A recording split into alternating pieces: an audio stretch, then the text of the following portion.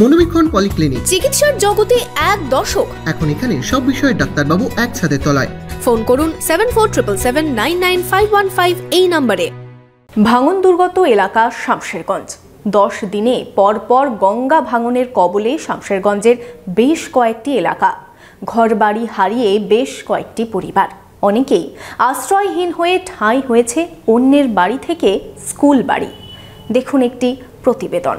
Laptop, desktop, CCTV, printer, AC, HP, Dell, Canon, CP plus, Hikvision ইত্যাদির authorised dealer Telta computer, Khagra, Baharampur. আমাদের HP showroom এখন রানীবাগানেও।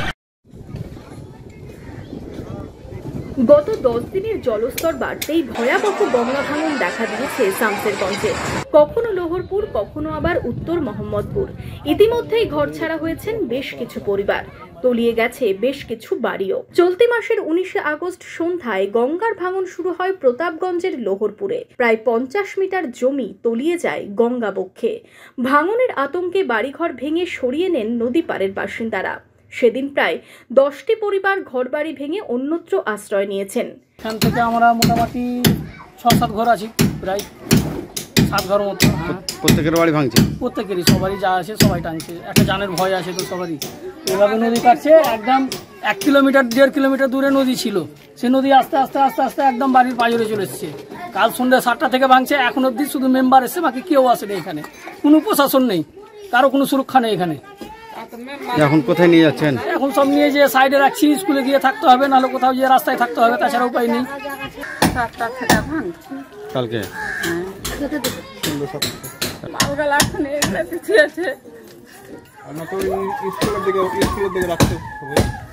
ভাঙনের 4 দিন পর ফের গঙ্গা ভাঙন দেখা যায় শামশেরগঞ্জের প্রতাপগঞ্জ গ্রাম পঞ্চায়েতের উত্তর মোহাম্মদপুরে। গত শনিবার রাত থেকে শুরু হয় নদী পাড়ে ভাঙন। কিছুক্ষণের মধ্যে চোখের নিমেষে গঙ্গা বক্ষে তলিয়ে যায় গঙ্গার ধারে থাকা 6টি বাড়ি। প্রায় 50 মিটার জমি বাগান তলিয়ে যায় ভাঙনে। এখান থেকেও বেশ কিছু পরিবার নিজেরাই ঘরবাড়ি ভেঙে অন্যত্র আশ্রয় নেয়। আমাদের জায়গা জমি কোথায় কিছু নাই। কখন থেকে শুরু হয়েছে এই ভাঙনটা? এই ভাঙনটা সকাল থেকে। কটা বাড়ি পড়েছে আপনাদের? আমাদের 3টে, আর ওখানে 2টা, 5টা, 6টা বাড়ি। আমাদের জায়গাটা তো কোথায় নেই, কিছু নেই। কোথায় যায় থাকে টানতে হাত যায়, কিছু টানছি না, সব দিন ধরা আছে। কটা থেকে ভাঙনটা চালু হয়েছে? 10টা থেকে। দেখছি তো গাছ পড়তে লাগলো, তখন আমি সব ডেকে বেড়াতে লাগলাম। ডেকে বাড়িয়ে টাড়িয়ে যখন ওদিককার লোক ডেকে এলাম, দেখছি সব পড়ে যেতে লাগলাম। তখন আমি টানতে ছেলেরাকে হুকুম দিলাম, কিছু নাই কি আমি টানবো কি, জায়গা অনেকে টেনে দিয়ে থুবাইছে, সব টেনে দিয়ে বাড়ি নেই, ঘর নেই, যে 4টে বেটা বহু আমার সব কি হইনি। তাই জন্য বলছি আপনারা কি দয়া করে করেন, সব আমরা বলেন এখন কি করব। এর একদিন পর আবারও ভাঙন দেখা যায় প্রতাপগঞ্জ পঞ্চায়েতের লোহরপুরে। সোমবার সন্ধ্যায় ভাঙনে তলিয়ে যায় বেশ কিছু বাগান ও জায়গা। ভাঙনের আতঙ্কে ঘুম উড়েছে নদী পাড়ের বাসিন্দাদের। হ্যাঁ, সেই ভাগটা কালকে সন্ধ্যা 6টা দিয়ে ভেঙেছে। আমরা রাত্রে ঘুমাতে পারিনি, রাত্রে 3টা অবধি আমরা ছিলাম। এখন কি চাইছেন? এখন সরকারের কাছে সাহায্য চাইছি, যাতে নদীর পাড়টা পাথর দিয়ে বাঁধা হোক। একটু একটু ধুধাস করে পড়তো, কিন্তু ভাবতে পারার কারণ আছে, হঠাৎ করে যেখানে সেখানে বসে যাচ্ছে। এমন বসন বস্তু যে মানে সেই পালা কি পালা, তাছাড়া কোনো উপায় নাই। মালপত্র যে কোথায় সরাবো, কোথায় রাখবো, প্রত্যেকের যখন এরকম হয়েছে তখন আমাকে রাখতে দিবে, আর আমার তো রাখার কোনো জায়গা নাই। হ্যাঁ, অনেক ভাইরালা করে বলছি, অনেকে সাহায্য করতে আসছে, কিন্তু এমনভাবে সাহায্য করতে আসছে, দেখা গেল আমার সাহায্য করতে আসে আবার ওর ট্রাস্ট নিয়ে নিচ্ছে। এইভাবে চলছে, আর কোথাও কোন পথে যাব না যাবো এখন আমি কিনারা পাচ্ছি না। যদিও সেচ দপ্তরের পক্ষ থেকে প্রাথমিকভাবে নদী পার রক্ষায় বাঁশ ও মাটি ফেলে ভাঙন রোধের কাজ শুরু হয়েছে।